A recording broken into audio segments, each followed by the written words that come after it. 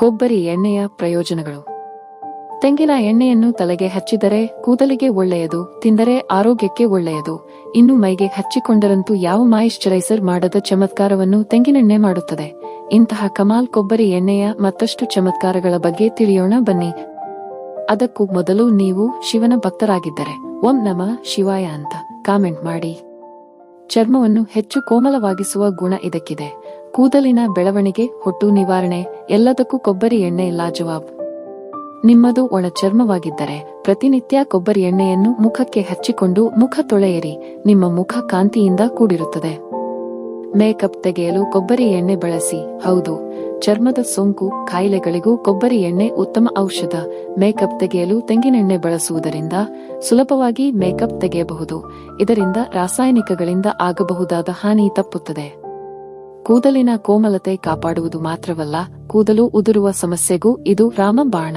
ಕೂದಲಿನಲ್ಲಿರುವ protein ನಾಶವಾಗುವುದನ್ನು ತಡೆಗಟ್ಟುವುದಲ್ಲದೆ ಕೂದಲಿಗೆ ಹೊಸ ಚೈತನ್ಯ ನೀಡುತ್ತದೆ.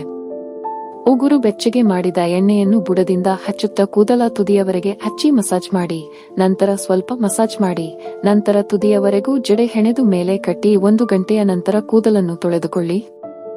ನಿಮ್ಮ ಶೇವಿಂಗ್ ಕ್ರೀಮ್ ಮುಗಿದು ಹೋಗಿದ್ದರೆ ಅದರ ಬದಲಿಗೆ ಕೊಬ್ಬರಿ ಎಣ್ಣೆಯನ್ನು ಹಚ್ಚಿ 1-2 ನಿಮಿಷ ಬಿಟ್ಟು ಶೇವ್ ಮಾಡಿಕೊಂಡರೆ ಕ್ರೀಮ್ಗಿಂತಲೂ ಉತ್ತಮ ಅನುಭವ ನೀಡುತ್ತದೆ. ಆಯುರ್ವೇದರಲ್ಲಿ ಬಾಯಿಯ ದುರ್ಗಂಧಕ್ಕೆ ಕೊಬ್ಬರಿ ಎಣ್ಣೆಯನ್ನು ಬಳಸುವಂತೆ ಸೂಚಿಸಲಾಗಿದೆ. ಏಕೆಂದರೆ ಮಾರುಕಟ್ಟೆಯಲ್ಲಿ ಸಿಗುವ ಟೂತ್ ಪೇಸ್ಟ್ಗಳಲ್ಲಿ ಹೆಚ್ಚಿನ ಪ್ರಮಾಣದ ಫ್ಲೂರೈಡ್ ಮತ್ತು ಆಲ್ಕೋಹಾಲ್ಗಳಿರುತ್ತವೆ. ಪ್ರತಿದಿನ ಒಂದೀಟ ಕೊಬ್ಬರಿ ಎಣ್ಣೆಯಿಂದ ಮುಕ್ಕಳಿಸಿಕೊಂಡರೆ ಬಾಯಿಯಲ್ಲಿದ್ದ ಬ್ಯಾಕ್ಟೀರಿಯಾಗಳು ದೂರವಾಗಿ ವಾಸನೆಯೂ ಇಲ್ಲವಾಗುತ್ತದೆ. ಮಕ್ಕಳಿಗೆ ಹೆಚ್ಚಿನ ಹೊತ್ತು ಡಯಾಪರ್ಗಳನ್ನು ತೊಡಿಸುವುದರಿಂದ ಡಯಾಪರ್ನ ಅಂಚು ತಾಗಿದಲ್ಲೆಲ್ಲ ಚರ್ಮ ಕಾಸಿಕೊಂಡಿರುತ್ತದೆ. ಇದನ್ನು ನಿವಾರಿಸಲು ಡಯಾಪರ್ನ ಅಂಚು ತಾಕುವಲ್ಲೆಲ್ಲ ಕೊಬ್ಬರಿ ಎಣ್ಣೆಯನ್ನು ಸವರಿದರೆ ಚರ್ಮ ಸುರಕ್ಷಿತವಾಗಿರುತ್ತದೆ. ಕೊಬ್ಬರಿ ಎಣ್ಣೆಯನ್ನು ಪೈಲ್ಸ್ ಮೂಲವ್ಯಾಧಿ ಇದ್ದವರು ತಮ್ಮ ಗುದದ್ವಾರಕ್ಕೆ ಹಚ್ಚಿದರೆ ಕಡಿಮೆ ಆಗಬಹುದು. ಕೊಬ್ಬರಿ ಎಣ್ಣೆಯನ್ನು ಸ್ತನಗಳಿಗೆ ಹಚ್ಚಿ ಮಸಾಜ್ ಮಾಡಿದರೆ ಸೈಜ್ ಮೈಂಟೈನ್ ಮಾಡಬಹುದು. ಪುರುಷರಿಗೆ ಕೊಬ್ಬರಿ ಎಣ್ಣೆಯಿಂದ ಸಾಕಷ್ಟು ಪ್ರಯೋಜನಗಳಿವೆ. ಪುರುಷರು ಕೊಬ್ಬರಿ ಎಣ್ಣೆ ತಲೆಗೆ ಹಚ್ಚಿ ಮಸಾಜ್ ಮಾಡಿದರೆ ಟೆನ್ಷನ್ ಕಡಿಮೆಯಾಗಬಹುದು. ಪ್ರೆಗ್ನೆಂಟ್ ಮಹಿಳೆಯರು ಕೊಬ್ಬರಿ ಎಣ್ಣೆಯನ್ನು ಹೊಟ್ಟೆಗೆ ಹಚ್ಚಿ ಮಸಾಜ್ ಮಾಡಿದರೆ ಹೊಟ್ಟೆಯಲ್ಲಿ ಬೆಳೆಯುವ ಮಗು ಆರೋಗ್ಯವಾಗಿ ಹುಟ್ಟಬಹುದು, ನಾರ್ಮಲ್ ಡೆಲಿವರಿ ಆಗಬಹುದು. 1 ಚಮಚ ತೆಂಗಿನ ಎಣ್ಣೆಯನ್ನು ನಿಮ್ಮ ಅಂಗೈಗೆ ಹಾಕಿಕೊಂಡು ಅದನ್ನು ನಿಮ್ಮ ಮುಖ ಮತ್ತು ಕತ್ತಿನ ಭಾಗಕ್ಕೆ ನಿಧಾನವಾಗಿ ಮಸಾಜ್ ಮಾಡಿ ಅರ್ಧ ಗಂಟೆ ಬಿಟ್ಟು ಸ್ವಚ್ಛವಾಗಿ ತೊಳೆದುಕೊಳ್ಳಿ. ಹೀಗೆ ಮಾಡಿದರೆ ದೇಹದಲ್ಲಿನ ಸತ್ತ ಚರ್ಮವನ್ನು ತೆಗೆದು ಹಾಕಿ ಚರ್ಮ ಹೊಳೆಯುವಂತೆ ಮಾಡುತ್ತದೆ. ತೆಂಗಿನಕಾಯಿ ಎಣ್ಣೆಯನ್ನು ಅಡುಗೆಯಲ್ಲಿ ಬಳಸುವುದರಿಂದ ದೇಹದಲ್ಲಿನ ರೋಗ ನಿರೋಧಕ ಶಕ್ತಿ ಹೆಚ್ಚಿಸುತ್ತದೆ. ಜೊತೆಗೆ ಜೀರ್ಣಶಕ್ತಿಯನ್ನು ವೃದ್ಧಿಸುತ್ತದೆ, ಸ್ಮರಣ ಶಕ್ತಿಯನ್ನು ಹೆಚ್ಚಿಸುತ್ತದೆ. ಹೌದು, ಕೊಬ್ಬರಿ ಎಣ್ಣೆಯಲ್ಲಿ ಒಗ್ಗರಣೆ ಮಾಡಿದ ಆಹಾರವನ್ನು ಸೇವಿಸುವ ಮೂಲಕ ಮರೆತ ವಿಷಯಗಳನ್ನು ನೆನಪಿಸಿಕೊಳ್ಳುವ ಕ್ಷಮತೆ ಹೆಚ್ಚುತ್ತದೆ. ಇವು ಮೆದುಳಿಗೂ ಸುಲಭವಾಗಿ ತಲುಪಿ ಮೆದುಳಿನ ಜೀವಕೋಶಗಳಿಗೆ ಹೆಚ್ಚಿನ ಶಕ್ತಿ ದೊರಕುತ್ತದೆ ಹಾಗೂ ತನ್ಮೂಲಕ ಸ್ಮರಣ ಶಕ್ತಿ ಹೆಚ್ಚುತ್ತದೆ. ಇದು ಒಳ್ಳೆಯ ಕೊಲೆಸ್ಟ್ರಾಲ್ ಹೆಚ್ಚಿಸುತ್ತದೆ ಹಾಗೂ ಕೆಟ್ಟ ಕೊಲೆಸ್ಟ್ರಾಲ್ಗಳನ್ನು ಒಳ್ಳೆಯ ಕೊಲೆಸ್ಟ್ರಾಲ್ ಆಗಿ ಪರಿವರ್ತಿಸಲು ನೆರವಾಗುತ್ತದೆ. ಸ್ವಲ್ಪ ಕೊಬ್ಬರಿ ಎಣ್ಣೆಯಿಂದ ಬಾಯಿಯನ್ನು ಮುಕ್ಕಳಿಸುವುದರಿಂದ ವಸಡಿನ ಸಮಸ್ಯೆ ಮಾಯವಾಗುತ್ತದೆ. ತೂಕ ಕಡಿಮೆ ಮಾಡಿಕೊಳ್ಳಲು ಕೊಬ್ಬರಿ ಎಣ್ಣೆಯನ್ನು ಅಡುಗೆಯಲ್ಲಿ ಬಳಸಿದರೆ ಉಪಯೋಗಕಾರಿ ಎಂದು ಹೇಳುತ್ತಾರೆ. ಕೊಬ್ಬರಿ ಎಣ್ಣೆಯ ಮಸಾಜ್ ಮಾಡುವುದರಿಂದ ದೇಹದಲ್ಲಿ ರಕ್ತ ಸಂಚಲನ ಚೆನ್ನಾಗಿ ಆಗುತ್ತದೆ ಹಾಗೂ ಚರ್ಮಕ್ಕೂ ಕೂಡ ಒಳ್ಳೆಯದು.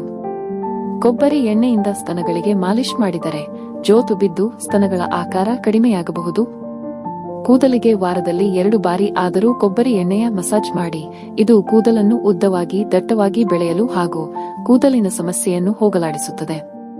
ತುಟಿಗಳು ಒಣಗುತ್ತಿದ್ದರೆ ಅಥವಾ ಒಡೆದಿದ್ದರೆ 1 ಚಿಟಿಕೆ ಕೊಬ್ಬರಿ ಎಣ್ಣೆ ತೆಗೆದುಕೊಂಡು ತುಟಿಗಳಿಗೆ ಹಚ್ಚಿ ಮಸಾಜ್ ಮಾಡಿ. ಸುಟ್ಟ ಕಲೆಗಳು ಹಾಗೂ ಯಾವುದಾದರೂ ಸ್ಟ್ರೆಚ್ ಮಾರ್ಕ್ಸ್ ಇದ್ದರೆ ಕೊಬ್ಬರಿ ಎಣ್ಣೆಯಿಂದ ಮಸಾಜ್ ಮಾಡಿದರೆ ಕ್ರಮೇಣ ಕಲೆಗಳ ಸಮಸ್ಯೆಯಿಂದ ಮುಕ್ತಿ ದೊರಕುತ್ತದೆ. ರಾತ್ರಿ ಮುಖಕ್ಕೆ ಸ್ವಲ್ಪ ಕೊಬ್ಬರಿ ಎಣ್ಣೆ ಹಾಗೂ ನಿಂಬೆ ರಸ ಹಚ್ಚಿ ಮಲಗುವುದರಿಂದ ಕಪ್ಪು ಕಲೆಗಳು ಮಾಯವಾಗುತ್ತವೆ. ರಾತ್ರಿ ಮಲಗುವ ಮುನ್ನ ಸ್ವಲ್ಪ ಕೊಬ್ಬರಿ ಎಣ್ಣೆಯನ್ನು ಬಿಸಿ ಮಾಡಿ ಹಿಮ್ಮಡಿಗಳಿಗೆ ಹಚ್ಚಿದರೆ ಹಿಮ್ಮಡಿ ಒಡೆಯುವುದನ್ನು ತಪ್ಪಿಸಬಹುದು. ನಮ್ಮ ಆಹಾರದಲ್ಲಿರುವ ಕೊಬ್ಬಿನ ಅಂಶವನ್ನು ಕಡಿಮೆ ಮಾಡುವ ಗುಣ ಕೊಬ್ಬರಿ ಎಣ್ಣೆಯಲ್ಲಿದೆ. ಹಾಗಾಗಿ ಇದನ್ನು ಅಡುಗೆಯಲ್ಲಿ ಬಳಸುವುದು ಒಳ್ಳೆಯದು. ಸಾಮಾನ್ಯವಾಗಿ ಪುರುಷರು ತಲೆಗೆ ಎಣ್ಣೆ ಹಚ್ಚುವುದಿಲ್ಲ, ಆದರೆ ಅವರು ಪ್ರತಿದಿನ ಕೊಬ್ಬರಿ ಎಣ್ಣೆಯನ್ನು ತಲೆಗೆ ಹಚ್ಚುವುದರಿಂದ ಕೂದಲು ದಟ್ಟವಾಗಿ ಬೆಳೆಯುತ್ತವೆ. ಸ್ನೇಹಿತರೆ, ಇದೇ ರೀತಿಯ ಉಪಯುಕ್ತ ಮಾಹಿತಿಯೊಂದಿಗೆ ಮುಂದಿನ ವಿಡಿಯೋದಲ್ಲಿ ಸಿಗೋಣ. ವಿಡಿಯೋ ಇಷ್ಟವಾಗಿದ್ದರೆ ಲೈಕ್, ಶೇರ್ ಹಾಗೂ ಸಬ್ಸ್ಕ್ರೈಬ್ ಮಾಡುವುದನ್ನು ಖಂಡಿತ ಮರಿಬೇಡಿ. ಕೇಳಿದ್ದಕ್ಕಾಗಿ ಧನ್ಯವಾದಗಳು.